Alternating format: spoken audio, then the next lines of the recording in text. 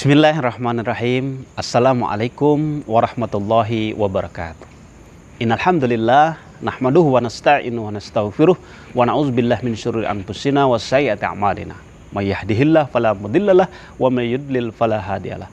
Asyhadu an la ilaha illallah wahdahu la syarikalah wa asyhadu anna Muhammadan abduhu wa rasuluhu la nabiyya ba'dah. Qala Allah Ta'ala fi kitabil karim, a'udzubillahi minasyaitonir rajim. Bismillahirrahmanirrahim. Ya ayyuhallazina amanu taqullaha haqqa tuqatih wa la tamutunna illa wa antum muslimun. Wa qala aidan ballighu anni walau ayah. Shadaqallahul azim.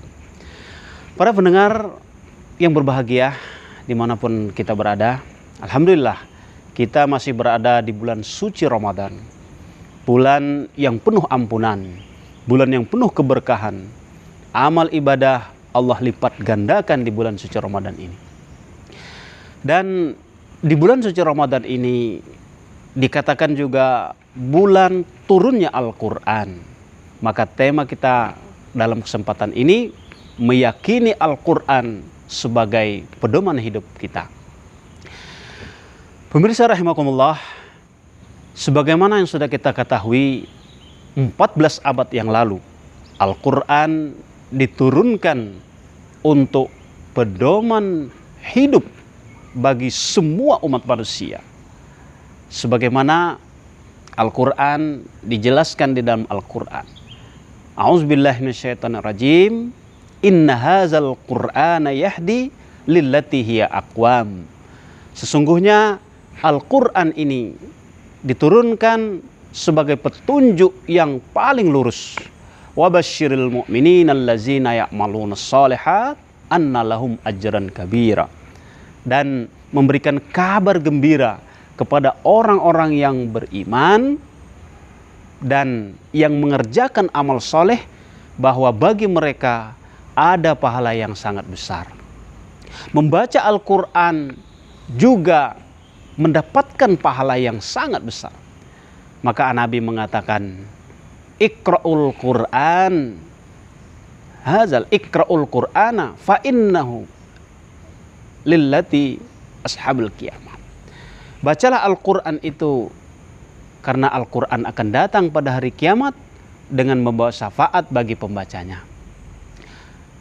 Para pemirsa yang berbahagia, tentunya kita seorang muslim harus benar-benar meyakini dan mengambil seluruh isi Al-Quran, baik itu surat demi surat, per ayat demi ayat, untuk kita yakini kalau Al-Quran ini benar-benar menjadi pedoman hidup bagi semua manusia.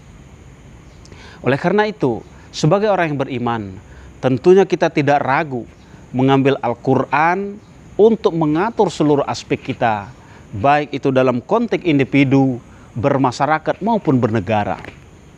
Akan tetapi masih sangat disayangkan, masih ada orang-orang yang meragukan Al-Quran sebagai pedoman hidup, karena barangkali terpengaruh oleh orang-orang orientalis barat yang mencoba meragukan kalau kalamullah ini bukan berasal dari Allah untuk mengatur seluruh aspek kehidupan. Dan parahnya lagi, diaminkan oleh orang-orang yang barangkali menjadi murid orang-orang orientalis ini. Dan inilah yang menjadi penyebab mengapa umat Islam mengalami kemunduran saat ini. Umat Islam menjadi keterbelakangan pemikiran Islam. Pemikiran Islam menjadi merosot sampai di titik terendah karena memang Al-Quran tidak diterapkan secara nyata. Dalam kehidupan kita, tentunya kita mengarungi kehidupan ini, kita harus meyakini apa yang dikehendaki oleh Allah. Maunya Allah untuk mengatur seluruh kehidupan kita ini hanyalah Al-Quran. Walaupun berbagai macam kondisi yang dihadapi oleh umat Islam, maka tentunya Allah yang menjadi patokan kita untuk mengarungi kehidupan kita. Ketika Allah mengingatkan kita kepada Al-Quran, tentunya sebagai orang yang beriman, konsekuensi keimanan kita tidak boleh lari dalam Al-Quran ini. Oleh karena itu, hendaknya Al-Quran ini bisa diterapkan secara formalitas menjadi inti di dalam kehidupan kita.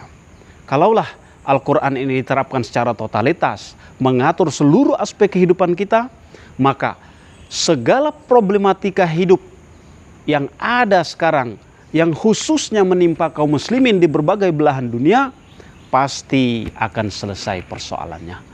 Oleh karena itu, barangkali kita benar-benar memberikan edukasi kepada masyarakat agar setiap umat Islam menginginkan Al-Quran ini untuk menjadi pedoman hidup yang memang benar-benar harus diformalisasikan di dalam kehidupan yang nyata.